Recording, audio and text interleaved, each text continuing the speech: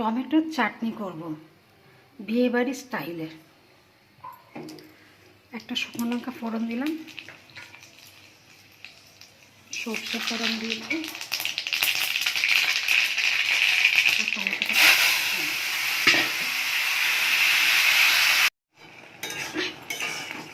এতে আগে একটু নুন দিয়ে দিয়েছিলাম, যদি টমেটোটা মজে গেছে।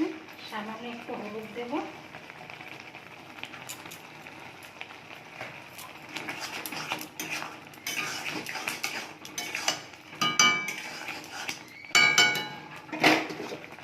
একটু ঢাকা দিয়ে দিই।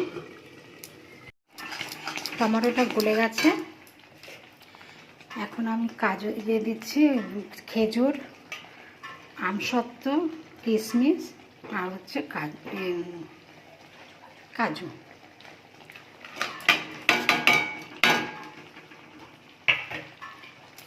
চিনি দিয়ে দিচ্ছি,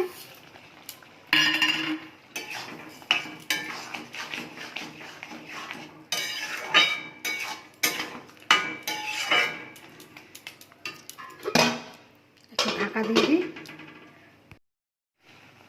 আমার চাটনি হয়ে গেছে, এবার ভাজা মশলা দিয়ে দিচ্ছি। পাঁচফোড়নটাকে একটু ভেজে নিয়ে গুঁড়ো করে দিয়ে দিলাম।